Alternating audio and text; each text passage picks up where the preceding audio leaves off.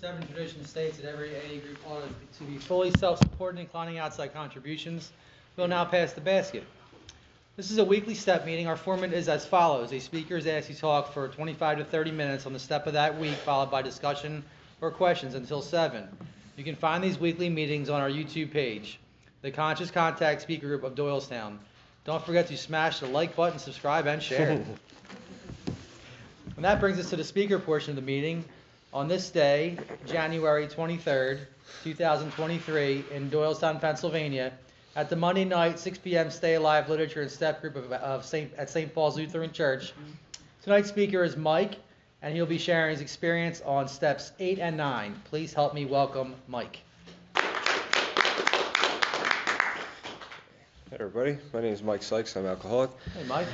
And so on these steps especially, I'm really happy to take part in AA in any way, but I had some really neat experiences when it came to these steps. The first one was that it was really, for me, when I went through these steps with my sponsor, there wasn't like a lot of the things I did, it felt like different, awkward in a way. So I grew up Roman Catholic, and I was, at one point I went to I was an altar boy. I was, church every Sunday. I went to Catholic school and CCD at the same time at one point. CCD is like rehab after work for Catholics, if you're not used to that. So I knew all about religion intellectually, and I had known about all the different rituals and things like that. And I remember when my sponsor, we were doing the third step, and he asked me to kneel with him in his room and hold hands to say this prayer. And I was like, it's kind of strange, And if anybody's familiar with Catholicism, you do a lot of kneeling and standing, so I'm not a first timer with that. But I think what felt different was that I was doing things different, and I was doing things that were really needed. I really needed to do these things. So, as a little pitch before I start going, I think it's really important that you get a sponsor if you're coming to these meetings. Coming to the meetings is great. It's really cool. It's like I can not want to go to a meeting, and then I drag my butt to the meeting anyway, and I go. And at the end of it, I'm like, I'm really glad I went to that meeting. I have a change of perception. It's kind of like I've sort of worked the first 3 steps just by attending. But there's a lot more to be felt than just that experience of going to a meeting and feeling better afterward. What about feeling better when I'm not in a meeting? And that's what having a sponsor and going through these steps, and most importantly for me, becoming a sponsor does. And I get to pass on this message that was given to me, and I get to hear experiences of other people. One thing I really like about the 9th step is listening to other people's experiences of it. Because it brings tears to your eyes. I love hearing a guy that I worked with who tells me about his amends that he's making. I love when they bring another new person to a meeting and they're like, this is my sponsee, and they're all hyped up about it. And it's not because they're part of the AA social club. It's because they're part of doing something completely different with their life. And that was what this step taught me, is how to really be responsible and take accountability for my life. So as I was going through these steps, like I said, it was just strange. There wasn't a whole lot of different things. I saw things differently, especially in the 5th step with my sponsor. And that was much needed, especially for this step. And it started to sort of change the framework of how I thought about my life and how I walked through it. I started to realize, all right, there's some things I need to be accountable for here. And it geared me up for this undertaking of the 9th step. But my mind started to change in a great way. And even though that was happening, it wasn't like a profound awakening. But when I went out there and I started to make these amends, that's when the electric started. That's when this thing really clicked, and I was like, whew, because I would walk away from these experiences. They used to say, they say in the big book that we were amazed before we were halfway through. And I used to attribute that to when you're halfway through these amends, you're, satisfied with the outcome or whatever, and, all the people on your list. But really, as I think about it, each and every one, really I'm amazed before I'm halfway through each particular amends, each person at a meeting, because they really don't go any way that I thought that they were going to go, in my experience. And some people have had bad interaction, maybe they say, they use a analogy, or, in the big book they say they might throw you out of their office. Some people have been thrown through windows apparently. But when they get up and, brush the glass off, I guess. They kind of know that after a little bit of time that they took accountability. They know that they're living differently. And I've had amends that I've tried to make with people who they just didn't want to hear it yet. They were very much used to the old how I was, and the only way that I had to reach out to them was through a message, like basically a text message kind of thing. And it's kind of like, new age writing a letter. And they couldn't hear me or see me or feel me or anything like that. So they basically, were kind of going off of how I was, which rightly so, I get it. Like, I wouldn't have wanted to met up with me either. Most of the days when I was drinking, I didn't like me, so I'm sure they didn't either. But when I got to make these face-to-face amends and sit down and be honest about how I showed up in people's lives and some of the damage that I did, and there's a hard question that we're asked to ask of this person is there anything I'm leaving out? But that was something that's very valuable to me because I might do a fifth step with a sponsor. I might talk about my inventory with a priest too. I might talk to a couple people. I might even have a therapist. But I'm very used to just recalling my take on how things occurred. And my perception on things is not always the best. So sometimes I'm only giving them one side of it. So when I make this amends and this person sees that I'm on a different level with them, and I'm there for something entirely different, I'm not to cause any more pain or anything like that, I admit what I have seen was wrong. I take some introspection. I see how I try to put myself in their shoes and think of what would it be like if somebody did that to me? And I bring up examples like that. And but then I also ask is there anything I'm leaving out? And that's I've heard some. It's been invaluable. You cannot measure how important that is. That happened with my ex-wife when I went back to make amends with her, and she was with me for the last year of my drinking, and I was an absolute havoc at that point. And I knew a lot of the things that I did wrong, but when I asked that question, there was a lot that she opened up to me about. Just of how the level in which you really affect somebody's emotions, even when you're not around them. They're constantly thinking about the harm that was done. They're thinking about your well-being at the same time. It's like they're angry at you and they're worried for you at the same time. It's like that's such a turmoil, a clash of emotions to feel. And I got to understand that a little bit more. And it was a very tearful experience. When I met up with her, I was, I don't know how long I was sober at the time. It was very early on. And I made that amends. She saw that I was different. We had broke up, actually, at the time. We were dating. And then she decided she wanted to give it another chance. And my purpose of going to make that amends with her was not to try to get her back, have one more date night, whatever kind of thing. I was there sincerely because I believed that I needed to be accountable. There was this guy, John, who used to always say, and he was sober a long time, at my old home group, he would say, if people who don't make these amends, if you don't do this 9 step, you're going to drink again, you're going to die. And he scared the crap out of me. And I believed him because, I just always known to drink. I'd never tried to attempt making amends. My attempt at amends, I'm using air quotes for those listening or whatever, but it was always I'm sorry. Didn't you hear it? I said I'm sorry. And it was get out of my face because I'm so uncomfortable with hearing the truth about myself. I can't tolerate it anymore. And I don't have the capacity to really take ownership for what it is that you want me to do. So it's just going to be this endless thing because I'm not there. I don't have that light in my life. I'm not don't have the capacity for it. And I'm so self-obsessed at that point that I'm just in my own way. And but I would just use it as get out of my face kind of thing because I was uncomfortable. Poor me again. And I learned that it wasn't about just repeating those words. Sometimes I'll use I'm sorry. Most of the time, I say I'm wrong. Even when I talk to my son who's 13, I try to talk to him about when you do something wrong, it's important to admit that you were wrong and say you were wrong and then say why you think you were wrong. And also ask, am I missing out on something? So it's wild how these principles have really helped to change and save my life, but they've also made me better in every other area of my life that I bring them into. I've had to make amends at work. I've had to do it with, just family, friends, whatever. And it's an ongoing thing. It wasn't this first initial, thing and okay, I'm done. no more amends after that, right? Isn't it, ain't it grand the wind stopped blowing kind of thing? Like, but it's a beautiful thing, actually. And it got me to a place where I'm really not that hesitant. Like, I actually like to say when I'm wrong. It's a weird thing because I hated it all the time.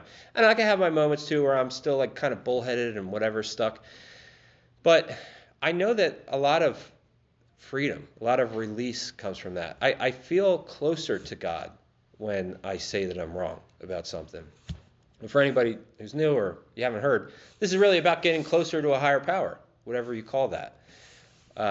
So there's steps that we take and this kind of thing. And, it goes way beyond for me just saying, the facts about stuff. It's about reconnecting with other people. And it's about also, one of the things I've witnessed is it's about allowing other people to heal and watching them heal. Because you literally, I've always seen this, there's a physical reaction that takes place in the person who's on the opposite side of the amends. And that's just happened countless times. It's also taught me about forgiveness and empathy and compassion and grace, which is things that I didn't have any understanding of. Like, I'm always, I hate how I am, and then I'm always having to condemn other people because I don't want to look at myself. So when you're stuck in all that and judgment constantly, I don't know what compassion is. I don't know what grace is. I don't know about mercy. I only know condemnation. If I know that, and that's like what my mental focus is on outwardly, of course it's going to be inwardly. It just encompasses everything. I can't get out of the way of it.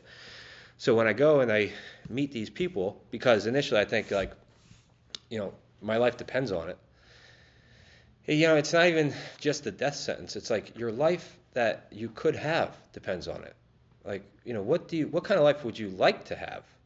Because that depends on it too. What would your future life be like? What would these other people's future lives be like? And it's wild how it's the ripple effect that everything has. It just really, it changes so much. So I went to, people like, the girlfriend I was dating. We got back together.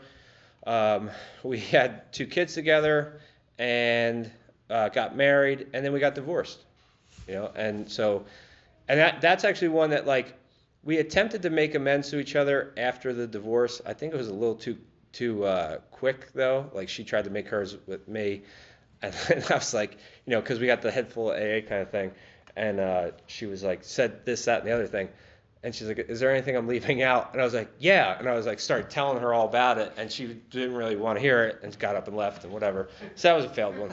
But so like, and then I've tried like reaching out to her.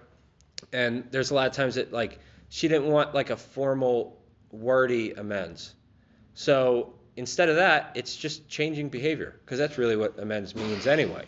So a lot of the things that I do, how I carry myself moving forward, is just change those behaviors. Like, look at the things that were, that I know were issues in the past, and do the opposite, or the right thing in place of.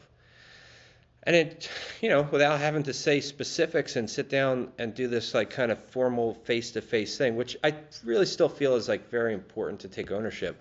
But when you can't do that, when you can change your behavior, you also have a similar effect, and it softens things. And then there's little times, and there's been times where I've been able to like admit where I was wrong about a certain thing. We had an argument about something, and when I take ownership of that, it kind of, I guess it like lets her know like, that I'm coming from a place of sincerity, and it begins to reframe the relationship, the co-parenting relationship that we have. But I remember I was so when I was 19, I had a daughter. And I was drinking like, a madman, and I would cause fights with her mom. Her mom was also 19. We were just 2 scared kids, had this baby, didn't know what to do. I'm like basically playing dad, going to her parents' house where she lived. I lived at my mom's house. And we moved in together at one point, and then I would cause fights. She didn't like me drinking in the house because, I don't drink like a normal person at all. I never have ever since the first time I drank. First time I drank, they had the pitcher, with the top shelf vodka, probably Vladimir, in there, and like cut up some fruit and stuff to make it fancy. And, I had the red party cups, and, they passed them things out, solo cups, and poured mine in the cup. I'm drinking, everybody else is drinking. But I had a completely different reaction than the other people did, and I didn't stop, and I went insane. And I thought I was having a great time, and they were all kind of laughing for a while until it like gets old, and I'm almost getting us in trouble and all this stuff. And the last thing I remember is coming back in, and I had everything's good to go in this cup. All I had to do was drink it, but I grabbed the vodka and started spiking my own drink. I don't even know how to drink, but I know how to be an alcoholic. That's been my experience ever since, from the first time to the last time. And so while I'm living in this house with this scared girl and this little baby girl, she doesn't like that I drink the way I drink. I really didn't even like the way that it's weird because I liked the way that I drank and I didn't like it at the same time. But I would cause these fights with her over anything and everything. Like, I used to love when the Comcast bill would come in the mail because it was like a perfect excuse. Oh my God, they're charging me all this money and da-da. And with Comcast, there's this trick that, like, if you don't pay the bill, they double it and then they add fees and all this stuff. Well, I'm talking to a representative. And I have this blow up. I got to get out of here. I got to go. And I leave to go drink. It was this trivial, like anything I could make something up of. And I would do that, and she got sick and tired of it. One time I was doing that to go leave, and it got really, really bad. And I tried to turn it all on her and blame her and, do all the crazy, just flip the script kind of stuff and, like, say, oh, you're crazy, it's your fault, I'm out of here. I'm not going to be with somebody crazy like you. And I left, and I didn't come back for a couple weeks, I think, almost a whole month. And my favorite thing at that time was that I would come home from work and my daughter would be there and she'd look at me and like her eyes would go really big and she'd go like this and reach for me to pick her up. And I'd pick her up and then we'd sit down and watch whatever her show was, or I'd do whatever she was doing with her. And I came back after a couple weeks of not seeing her, and she looked up and then I was expecting her to reach her hands out, and she just looked back at the TV at like Backyardigans or whatever she was watching, and I felt like my heart got ripped in half because I was like, she didn't even want to spend time with me. She didn't even know who I am. And I sat down next to her, and then eventually she I remember turned over to me and reached for me, and then after that it was and that was a painful thing, but that wasn't enough to have me stop drinking. I couldn't connect the dots that the way that you're drinking, you're pulling yourself away from this little girl that, when she was born, I cut her umbilical cord and I'm holding her and I promised her, I said out loud to her, I'm always going to be here for you. I'm never going to leave you. I'm not going to let you feel like I felt, because my dad was out of the picture when I was from 3 months old on. I never met him. I said, I'm never going to let you feel what that felt like to not have my dad. And I couldn't keep that promise because I still kept drinking. And so I started getting locked up, and then she moved away and changed her phone number, all that stuff. And a few years later, she got married, and the guy actually had adopted my daughter. So she has his legal last name. And that was something that was really, really hard. The longer I'd be away from her, prior to all that, it was the last time I had seen her was right before her second birthday. And, her mom would like drop her off if she was going out or whatever, and I would watch her and stuff. But the longer and longer I'd be away from her, the more it would hurt. And, it was like I always needed a drink, but it was like that emotional pain on top of it was like an extra reason to need to drown. It's just another thing I just had to get out of here. I had to drown my head out. And so then eventually I stopped seeing her because I got locked up, and then she had moved away. And I tried to make this amends with her mom numerous times, and she was like, okay, yeah, we'll meet up. Well, we're gonna go out and go get a Christmas tree, so maybe we'll go after that. And then then she would write back, well, things, we got into some other stuff, so we can't, whatever. And at that time, it was when the husband had adopted her, they changed her name. She never had said any of that, and so that was basically, I think, why she didn't want to meet up. But she wound up telling me that way later on. It was wild because I hadn't seen. I just recently actually ran into the mom, but I hadn't seen her for the longest time, for 16 years, except for 6 or 7 years ago. We all went down to Disney World. My ex-wife, our kids, her family, and all that. and we're down there in Epcot. Now, I haven't seen this woman, and I hadn't seen my daughter in like forever. I thought they'd moved somewhere really far away. And we're in Epcot, and we're walking by, and they walk by as a family. I see the daughter's mom. She locks eyes with me. I see her, and she like, oh my, it was like terrified. And she whispers to the husband, and they just start walking faster, right? And into It's a Small World or wherever they ran to. And obviously I wasn't going to do anything there, and I'm not going to nobody in my circle knew, except for my ex-wife, knew the situation. And I tried to reach out right after that. I was like, wow, that was wild to run into you down there.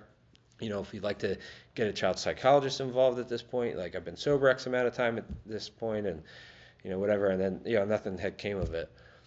And so it was just one of those things that I was never able to do. But what happened was every single time that I honestly was making this attempt, I felt less and less of that shame. I felt less and less of like the hard shit, like the hard feeling in my heart that I would feel. So even when these amends are out there, my experience is that if you're making the attempt and you're trying to reach out and you're doing the right thing, and right, really in the bottom of your heart, whether you're attempting or not, if you're actually making the attempt, that sadness starts to dissipate. I think that God really helped me with the sorrow that was wrapped around it and started to give me more of an understanding of forgiveness. So, that was my experience with that, of being out of her life. And I remember early on in sobriety, I was in a 9-step meeting. I probably had somewhere around 8 or 9 months sober. And a few months prior to that, I was doing my 4-step with my sponsor. And like how I said, my dad was never in my life, and I wrote down these resentments, that I had, and my dad being one of them. And we talked about it, and he was like, you should probably pray for your dad. That's what we do when we have people we resent. We pray, and we ask God to change our thinking towards it. I was like, oh, okay, Scott, yeah, sure, I'll do that. In the back of my head, I'm like, why the heck would I even do that? I hate this dude. Like, he should have been there, whatever. And I remember he wrote me a letter when I was 18. And I was insane at this point. I started drinking when I was 16, and it did not take me long. Like I told you the first time I drank, it was like that all the time. So I lost my mind very shortly after that, and I was crazy. And this dude writes me this letter, and I'm thinking, I read the letter, there's one line that he tells me about his experience with God, and I'm like, if you want to tell me about God, you should have been here.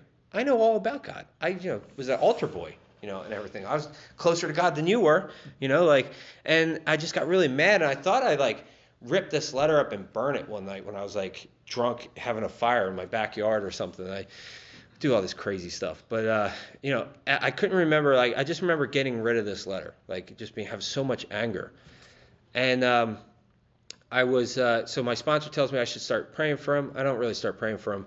Then I'm fast forward. I'm in a 9-step meeting, and we're reading out of the big book, and it says that one of the things that you should be wary of when you go to make these approaches is, announcing you become religious. They say it's like in the boxing ring, it's leading with the chin, just sticking your face out. And I just somehow connected the dots. I thought about that letter with my dad.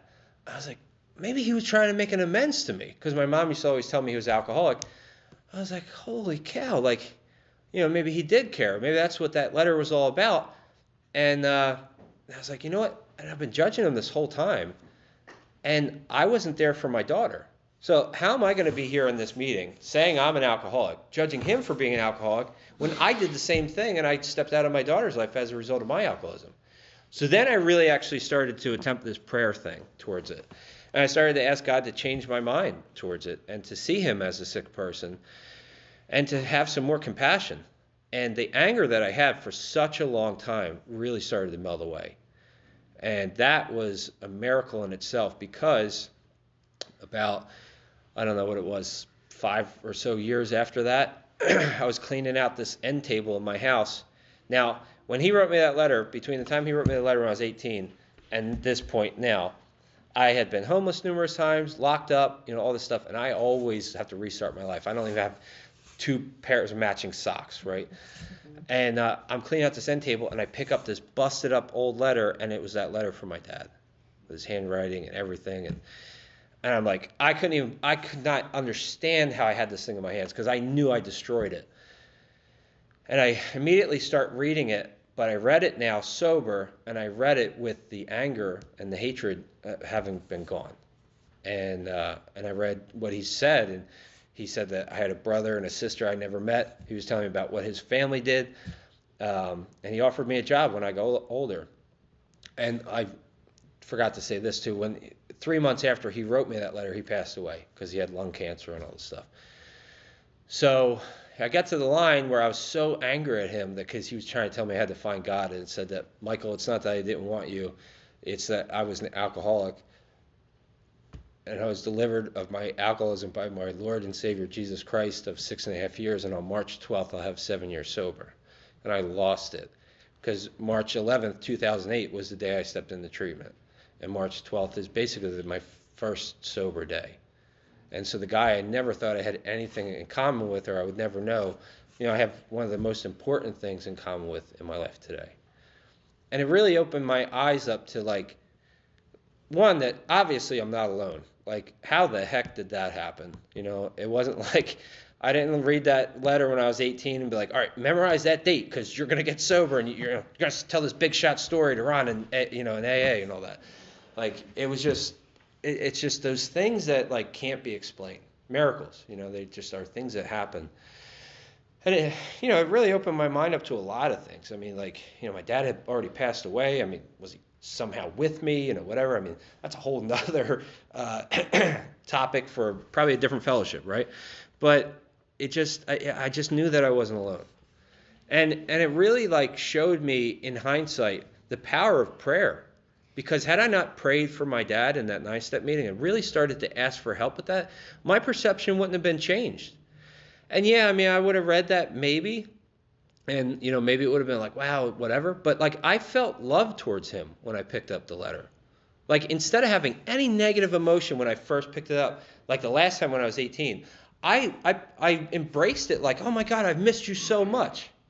Like I had caring for him. That, for me, that's the miracle of it. Aside from the sobriety date thing, I mean, that's just like, because I'm so hard-headed, God's probably like, hey, and to, ram it in a little bit further, here's some impossible stuff. But it's just crazy when these things happen, and they happen all the time. I've had so many amends too, like where there was a guy I went after with my first daughter's mom. I met him in this. He came in the Giant when I was working there in the deli department, and somehow I couldn't figure out who he was, and I just remembered his name, and I'm so horrible with names and stuff. And I said to him, I'm like, hey, is your name Ivan by any chance? He's like, yeah. And he looks at me all weird. I was like, listen, can I talk to you for like 5 minutes, right? So I put the cheese away and walk over to the side of the deli cart. And I'm like, I was like, back, you were messing with that girl Tara, and like I ran into you in the mall, and it was this real crazy thing and whatever. And he's like, his eyes started getting crazy big, like he was scared to death. And I'm like, listen, I just want to say to you, like, I was obviously crazy. That was insane, the whole thing. I'm really, really sorry that I did that. I was so wrong for my behavior. And immediately his shoulders just dropped.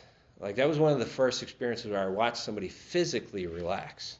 And then he was all excited. He's like, man, he's like, nobody's ever done that before. Like, that was so cool. Like, thank you for like just talking to me. And like, it was like, and you might think that, and that might be like a situation that somebody might just sweep under the rug or whatever. But at that point, it was like, I made a couple amends, and I'm like, I'm making all of them because these are awesome. Like, why would I short myself on the opportunity?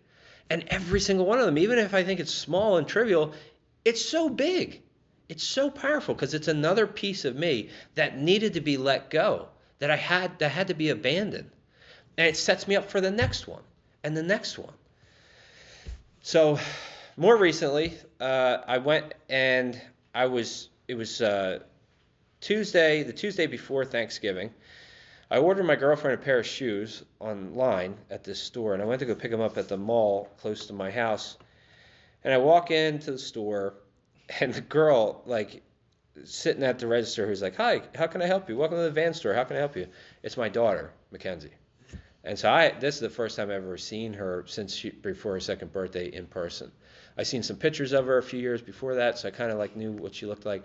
But I'll tell you what, even if I didn't, this poor girl looks exactly like me, right? So it's like, I felt like I was looking in a mirror, and I'm like, oh my God, like, and I was terrified I was terrified because I didn't know what to do. I was afraid for her too. And I said, I'm here to pick up a pair of shoes and an online order. And I told her, I was like, and she's like, what's your name? I was like, Mike. And I just stopped there. I wouldn't even say my last name. She's like, all right, hold on a second. She goes in the back. I'm like, I should leave. I should just leave out of the store. I should go now, whatever. And then another voice is like, no, it'll be even weirder. Like, just get the shoes, like, whatever. And like, you're already here. Like, oh, well, let's just see how it plays out. You're not by yourself anymore. So I go up to the register. She comes back out. She's like, Mr. Sykes? I was like, yeah. She doesn't even bat an eye or nothing. And I'm like, she has no idea who I am. Like, she doesn't know my last name. So, and I forgot that her mom, the last time I had reached out to her, mom said that the husband adopted her, and she didn't know who I was. I completely forgot about that. So I'm walking in, like, thinking, like, she could potentially know my name or whatever. And she rings me up, helps me out, and I just, oh my God, like, I just wanted to say everything to her.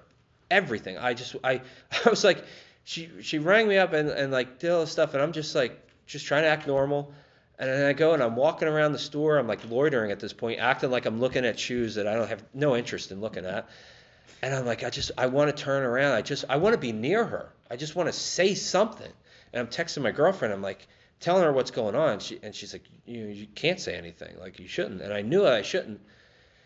And I went back up to the register and I just, before I left, I was like, hey, the holidays are coming up. It's going to be crazy. Black Friday's coming up, but, I just want you to know you're doing a great job.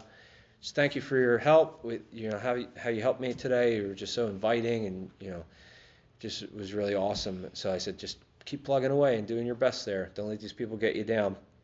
And she just kind of laughed. And I said, what was your name again? She was like, Mac. So she gives herself this little nickname, right, from Mackenzie. And I left that store, and I almost lost it. Like, it was hard. It was really, really hard. And I walked through the mall, and I'm like texting my girlfriend. I'm like, I feel like I should go to an ATM and get like a couple $100 out and be like, give it to her. Be like, hey, I like to do those random acts of kindness during the holidays. Like, here, thanks for helping me out so well, and just to try to, because I felt so guilty. I felt bad. I felt like whatever, and like. But I said to her, I was like, but she was happy, she was so upbeat. She had such a great personality. She just said, like, well, then she was okay. She doesn't need a couple $100. Like, she's fine. That'd probably make it weird anyway. And she's like, what's this old dude want from me, So I just left, and it was advised to me. And right then I knew I had to reach out to her mom, and it was advised to me, wait till after the holidays, after Christmas and all that. So it's a couple days before New Year's, and I took my two youngest to go to the movie theater, and their mom picked them up, and same mall that I saw my daughter in that she worked in.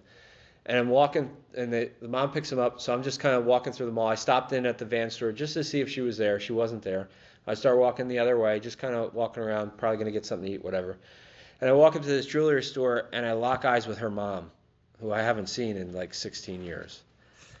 And she's like shaking. Like, I could see her, her hands are shaking. I'm shaking inside. And I kind of like wave and like just try to feel it out. Like, are you receptive to that even? And she's like, she waves back and she's like, hi, whatever. And she's like just trembling. I was like, is this okay that I'm here right now? Like, are you all right right now? She's like, yeah, like, whatever. And I just get right into it. I say, I saw Mackenzie before Thanksgiving. I said, I didn't say anything to her. I didn't, do anything out of the ordinary or whatever. But I was just like, she's beautiful. Like, she's so smart. She was just so happy going and just seemed so like put together. I said, like, you've done an amazing job with her. And, and it was just, it was scary kind of like to see her or whatever. And I start talking to her.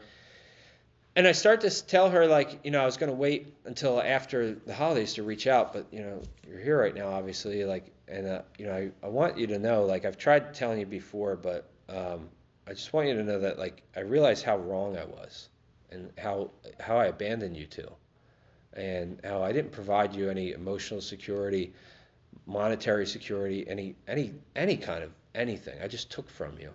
And the way that I was so wild and crazy. And I don't even know what that was like for you on a day-to-day basis, especially like being terrified, being 19 and, and trying to raise this girl on your own. And I just was not there for you. And it was so wrong. And I hurt you so bad. And I hurt your family. And they had to pick up the slack, financially and all that. And just, and I realized like what I had done. And I said, you don't deserve that. And, very quickly after I first started talking, her hand stopped shaking. I watched her shoulders drop and I watched her body relax. She said to me, you're not the same person anymore. She said, it's like I know who you are because I recognize you, but I'm not talking to who I used to know. And she said that numerous times throughout it. Then she said to me with tears in her eyes, I can't believe I can only imagine how hard that must have been for you to run into Mackenzie like that. She had empathy and compassion for me. And I was the one who stepped out. She cared about how I felt, and her heart was broken for me. And I just said, listen, I appreciate that, but I did this. That's what I did. Like, thank you for saying that. But, and she was trying to say, when I said, how crazy I was and, leaving you like that, she's like, oh, well, we were toxic. And I was like, no, I was toxic. I brought out the worst in you. And she was just, I never knew her. On my 4th step, right, when I wrote this out with my sponsor, it says, we had this packet we used, and it said, with whom are you angry? And I wrote her name, Tara. I said, the reason why you're angry. I said, because she's a B-I-T, And that's about as far as I could get logically, right? I just blamed everybody. And it was my actions that, like, always made her retaliate. And I could never see that I was wrong. I could never admit I was anything to blame. And all the while, she was probably the same nice, caring, little, compassionate person that I saw a couple weeks ago. But I never got to meet that person because of the harm I inflicted. But since I went to her with honesty and admitted where I was wrong, I got to experience a completely different person too. Who she always was, who she was meant to be, who I wasn't allowing her to be. And that's the impact that I have in my alcoholism. That's how it affects families. That's how it affects other people. It doesn't just affect us. And I got to learn that. But the amount of compassion and empathy that she showed me, I was just blown away. It was like I never knew you were in there, because I never gave it the chance. So in our talking, she was at work, and we talked for a good 40 minutes. She had to go back in, help a customer, but she was like so excited to come back out and talk. And she's like, look, I got to talk to my husband. And he actually called her while he was there. And I was like, well, call him back right now. Like, just let him know it's all right and whatever. And, I just let her know, like, look, my whole reason, like, I want to add to your guys' life. I want Mackenzie to know her younger brother and sister. I showed her pictures of Molly and Rowan, my 2 youngest kids. She's like, oh, they're so cute and all this stuff. She's like, yeah, I definitely want them to know, her to know them. And she was telling me about her youngest daughter. And she's like, and she can know them too, and like bring everybody together. She's like, obviously this is going to be a lot. And but I want to talk to my husband, and maybe the 3 of us can sit down. But she's like, I absolutely want you to know Mackenzie. I want Mackenzie to know who you are. And that was through what she said, that I wasn't the same person. These amends change you in every way. And so she offered up her phone number first. She's like, here, I want to give you my phone number. And I go and I get back to my truck. I'm texting my girlfriend, telling her the whole thing. And before I even get a chance to text her to thank her for talking to me, she sent me a text saying, thank you for talking to me. Like she needed to thank me. Like, you just allowed me to do something that if I don't do that, I could potentially die. If I don't do that, I also don't have an experience to pass on to somebody else who's going through that, who needs to hear it. Because I shared that with somebody else, and they were like, wow, it's no coincidence, because I'm coming up to this thing with my kid's mom, and I haven't seen my kids in a while. And he's like, it kind of just gave me a little bit of boost of, like, I should probably make this amends. It's just the ripple effect is wild, and it prepares us for a lifelong journey, because I have these experiences that I know I'm in the right place. I know this is absolutely what I'm meant to do. And they continue for a lifetime with the 10th step. But the 10th step, it gets to be an exciting experience rather than this begrudging, like, oh, I was wrong again. Like, I can actually go into it, like, happy to be wrong, because I know the freedom that comes from it.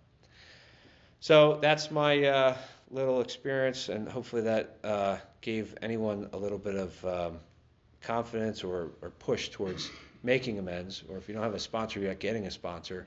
And if you are a sponsor, continue to keep being a sponsor, because that's the number one thing I've seen that people do that they don't drink again over.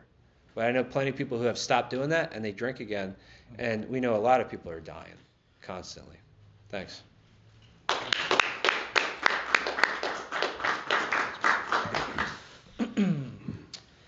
Please limit your sharing to 3 minutes. Please keep your shares related to the step. If you feel like drinking or if you had a drink today, please see me or speak to someone after the meeting. We ask you that you please refrain from the use of profanity. We are in a church and on a spiritual journey. And the floor is now open for personal sharing.